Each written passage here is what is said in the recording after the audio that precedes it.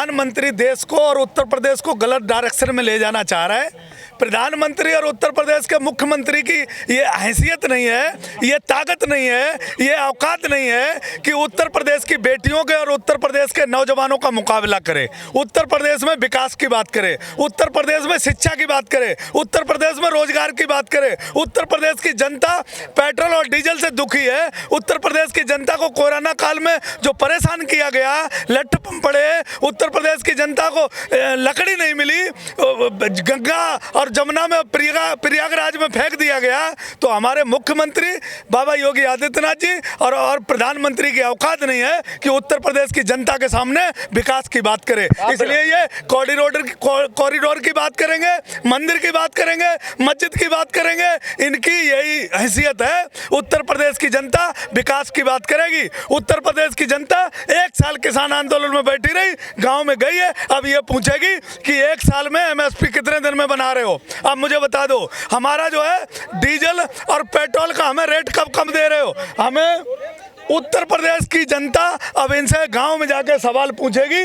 उत्तर प्रदेश की जनता मंदिर और मस्जिद पर वोट नहीं डालेगी। उत्तर प्रदेश की जनता डीएपी की लाइनों में लग के लोग मर गए, आदमी के गंगा उसमें नहर और बम्बों में पानी नहीं था, डीजल और पेट्रोल से ट्रैक्टर खड़े हो गए। उत्तर प्रदेश में यूनिवर्सिटी और स्वास्थ्य संस्थान सब ध्वस्त हो गए, उन पर वोट पड़ेगा। तो काशी कॉरिडोर का आप विरोध कर रहे हैं? काशी कॉरिडोर अपनी जगह है, प्रधानमंत्री का काम नहीं है। वो जो आस्था में रखने वाले लोग हैं, जो राम को मानने वाले लोग हैं, उनका काम है। प्रधानमंत्री देश के 140 करोड़ लोगों को वोट लेता है, उनकी भावनाओं से बनता है। उसका काम कॉरिडोर से नहीं होता, उसका काम मंदिर मस्जिद का नहीं होता। उसका काम देश की तरक्की करना, देश का विकास करना, नौकरी देना, रोजगार देना, अमीर अमीर ना हो और गरीब भूखों ना मरे। लेकिन इस प्रधानमंत्री के राज्य में, इस प्रधानमंत्री के कार्यकाल में गरीब गरीब हुआ है और अमीर अमीर हुआ है। ये प्रधानमंत्री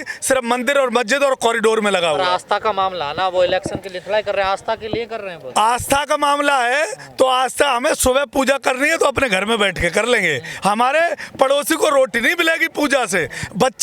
हमारे बच्चे जो हैं स्कूलों में जाते हैं, भगवान राम पढ़ाने नहीं आते उन्हें। हमारे जो बच्चे यूनिवर्सिटी मांग रहे हैं, रोजगार मांग रहे हैं, आस्था का मसला अलग है, स्वास्थ्य संस्थानों का और रोजगारों का मसला अलग है। वो मसला कभी आस्था से रोजगार नहीं मिलता, रोटी नहीं मिलती। आस्था से हो सकता मरने के बाद तारण तरण हो जाता हो, स्वर्ग में चले जाते हो, लेकिन जिंदा रहते रोजगार चाहिए, जिंदा रहते रोटी चाहिए, जिंदा रहते स्वास्थ्य सही चाहिए और जिंदा रहते हुए देश में भाईचारा चाहिए। जब आस्था बचेगी तभी तो कुछ होगा आगे। तो ये तुम्हारी गलतफहमी है। आस्था हमारी कोई कहीं नहीं ले जा रहा है, आस्था हमारी सुरक्षित है। लेकिन हमें इस प्रधानमंत्री से आस्था का खतरा है और हमारे मुख्यमंत्री बाबा योगी आदित्यनाथ जी से आस्था का खतरा है। आस्था के नाम पे ये देश को बांटने की कोशिश कर रहे हैं। आस्था हमारी कहीं नहीं जा रही। भगवान में मेरी आस्था है तो भगवान हमारे घर में है, हमारे दिल में है। भगवान को मैं प्यार करता हूँ और भगवान हमसे प्यार करते हैं। भारतीय जनता पार्टी एजेंट ना बने भगवान की और ना बाबा योगी आदित्यनाथ जी बने। हमें एजेंट की जरूरत नहीं है। अगर बीजेपी कोई आस्था का काम कर रही है, संस्कृति को आगे बढ़ा रही है, तो समाजवादियों को क्यों दर्द हो रहा? संस्कृति हमारी ऐसे नहीं बढ़ती, कॉरिडोर बनाने से संस्कृति नहीं बढ़ती। संस्कृति हमारी तब बढ़ती है कि हमारे जो पुराने संस्कार हैं वो हमारे बरकरार रहने चाहिए, हमारी बेटियां सुरक्षित रहनी चाहिए। आज इस भारतीय जनता पार्टी के कार्यकाल में बेटियों के बलात्कार हो रहे, FIR दर्ज नहीं हो रही, पुलिस थानों में मारी जा रही है, विधायक सब किडनैप पड़े हैं, सांसद सब नतमस्तक हैं, लेकिन कोई काम नहीं हो रहा इस देश के अंदर। सिर्फ आस्था के नाम से लोगों को भटकाया जा रहा है और मीडिया उसका हिस्सा है। सिर्फ कैमरे लगाए जा रहे हैं, हजारों करोड़ रुपए दे के सिर्फ आस्था की तरफ। आस्था से देश का विकास कभी किसी का नहीं हुआ तो देश का भी नहीं होगा। हमें लगता है कि विकास की बात उत्तर प्रदेश की जनता करेगी। उत्तर प्रदेश की जनता 1 साल बाद किसान आंदोलन से घरों वापस गई है तो वोट आस्था के नाम पे नहीं, वोट विकास के नाम पे देगी। अब लेकिन समाजवादी वाले कैसे कर सकते हैं बलात्कार पर बात, जिनका नेता कहता हो कि बच्चों से गलतियां हो जाती हैं? शायद तुम कैसे बोल सकते? सुनो, तुम लोग शायद समाजवादी की परिभाषा नहीं जानते।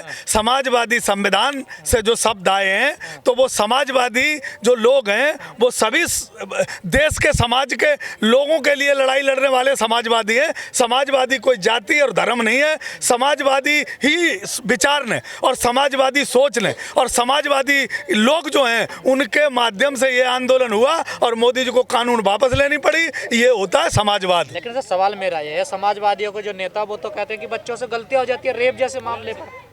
बच्चों से तो गलतियां होती रहती हैं देश में। आप भी मानते जितने बच्चे पैदा होते हैं, हम भी बच्चे थे, आप भी बच्चे थे, बच्चे सब गलतियां करते रहते हैं, लेकिन गलतियां बड़ों को नहीं करनी चाहिए। और देश का प्रधानमंत्री वो बच्चा नहीं है, देश का मुख्यमंत्री प्रदेश का वो बच्चा नहीं है। उन्हें गलती करेंगे, चिन्मयानंद जैसे लोग गलती करेंगे तो ये बड़ा बहुत दुख का विषय है। बच्चों को छूट है गलती करने की? बच्चों को छूट नहीं है, बच्चों को संस्कार ऐसे दो जो बच्चे गलती ना करें। बच्चों को माता पिता से संस्कार मिलते हैं, फिर भी बच्चे गलतियां करते हैं। तो बच्चे तो गलतियां करते ही हैं, बच्चे तो भगवान का रूप होते हैं। बीजेपी कह रहे हैं ये लाल टोपी वाले अवैध जमीनों पे कब्जा करते थे। बीजेपी देश में हर टोपी उछालती है। बीजेपी चाहे हिंदू की टोपी हो, मुसलमान की टोपी हो, चाहे पश्चिम की टोपी हो, पूरब की टोपी हो, चाहे उत्तराखंड की टोपी हो, चाहे हिमाचल की टोपी हो, बीजेपी हर टोपी पे कीचड़ उछालती है। और मुझे लगता है बीजेपी का इसीलिए धीरे धीरे वजूद खत्म हो रहा है। आपने देखा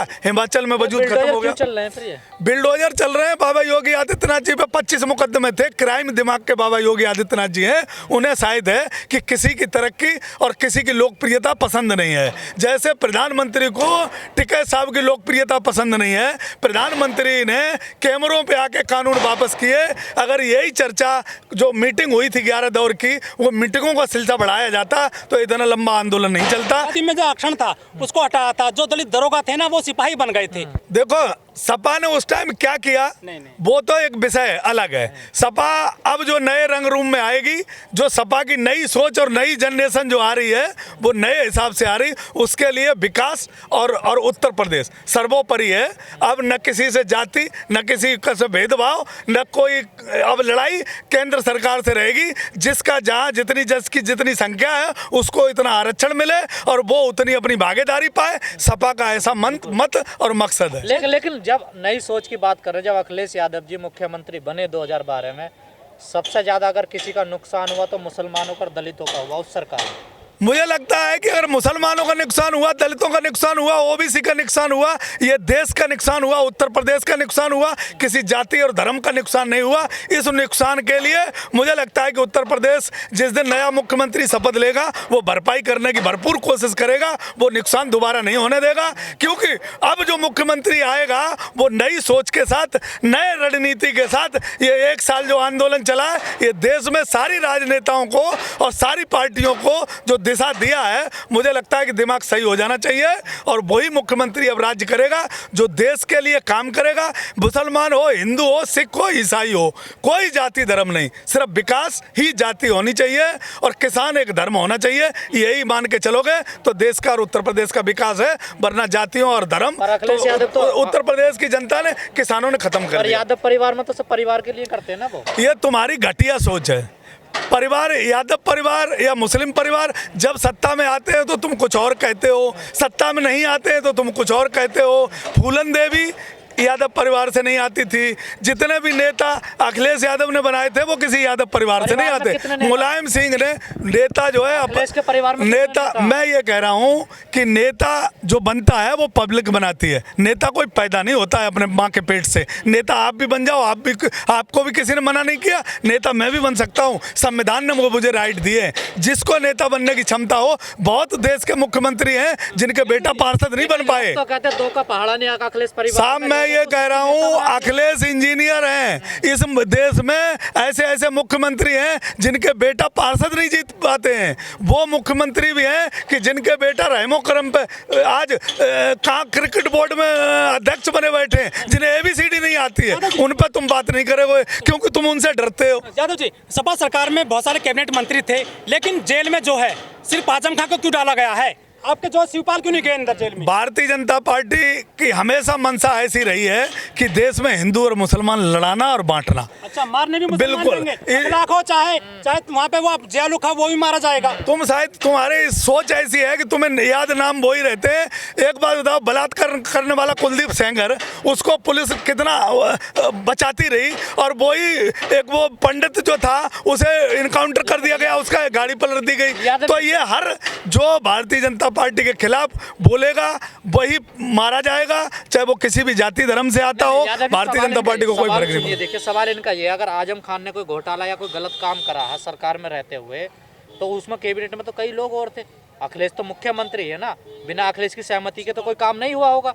शिवपाल जी भी उसमें ही थे, तो इन लोगों के ऊपर क्यों नहीं कानून कार्रवाई हुई? मुझे लगता है कि आजम खान साहब से भारतीय जनता पार्टी डरती है, इसलिए आजम खान साहब को जेल में बंद कर रखा है। नहीं डरती होगी, शायद नहीं डरती होगी। अच्छा, क्योंकि आजम खान साहब मुसलमानों के इतने बड़े लीडर थे, देश में इतने बड़ा नेतृत्व किया है उन्होंने, रामपुर का जो विकास किया है। भारतीय जनता पार्टी आजम खान से डरती है, और आजम खान साहब ने जो खड़े होके पार्लियामेंट में कहा था कि 1 रुपए का भी कोई मेरा हेर फेर हो तो मैं आज इस्तीफा देने को तैयार हूं, एक मेरा कोई अकाउंट हो सैलरी के अलावा तो मैं आज इस्तीफा देने को तैयार हूं। भारतीय जनता पार्टी की औकात नहीं हुई उन पे उनका सामना करने के लिए, उनको फर्जी मुकदमे लगा के इसलिए जेल में डाला। मुसलमानों के बड़े नेता थे, अब नहीं है ना, है ना? अरे थे नहीं है, आज भी, आज कहाँ चले गए? आप तो कह रहे थे। अरे तो थे का मतलब भारतीय जनता पार्टी डरती है ना, इसलिए जेल में बंद किया गया ना। अब जेल से बाहर आ जाएंगे तो आज वो फिर नेतृत्व करेंगे। संविधान नहीं था, कुछ नहीं था, तो फिर जेल में भारतीय जनता पार्टी बहुत लोगों को, चिन्मयानंद पर बहुत बड़ा आरोप था, वो बाहर कैसे, मुझे बताओ। पुलवामा के इतने सैनिक मारे गए, आज भी कोई जेल में नहीं है। तो ये कला भारतीय जनता पार्टी के पास है, देश में किसी और के पास नहीं है। मंदिर का फैसला आता है सिर्फ राज्यसभा सीट के लिए, कोर्ट भी कहाँ चला जाता है पता नहीं चलता। मसले बहुत हैं देश में, जनता समझ रही है। दुखती रंग पे हाथ मत रखो, दर्द बहुत है। मैं बता रहा हूँ, किसान आंदोलन से अब हम लोग गांव की शिफ्ट हुए हैं, गांव की तरफ। अब हम भारतीय जनता पार्टी को सब सबक सिखाएंगे मिलके, और देश से भगाएंगे, जब ही इस देश में कुछ भला हो। यादव जी, जो नेता है सपा के बिजनौर में, वो कहते हैं कि हमारी सरकार आने दो सपा की, हम जो नहीं पिसाब से दिए जलवा देंगे। मुस्लिम नेता है वो। सुनो मेरी बात, ये सब ये भारतीय समाजवादी पार्टी का इन लोगों से कोई लेना देना होगा नहीं। या तो वो, मैं सुनो, या तो वो समाजवादी विचारधारा को पढ़ेंगे, उन्हें तब समाजवादी विचारधारा का पता चलेगा। मुंह में दिया जलाने वाला समाजवादी हो नहीं सकता। अच्छा। हाँ, या तो वो समाजवादी विचारधारा को नहीं जानता, वो जिला अध्यक्ष है, तो उसे तुरंत पार्टी को एक्शन लेना चाहिए और उसे हटा देना चाहिए पद से। मतलब जो समाजवादी पार्टी में समाजवादी हो ही नहीं सकता।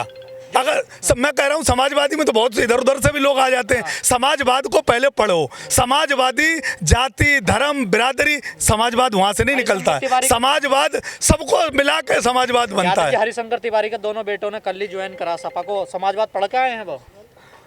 हरिशंकर तिवारी समाजवादी की शपथ लेके आए हैं, और हरिशंकर तिवारी को अगर समाजवाद समझ में नहीं आया तो वो जहाँ थे वहीं चले जाएंगे। ये मैं बता रहा हूँ। समाजवाद को जिसमें आना पड़ेगा उसे समाजवाद समझना पड़ेगा।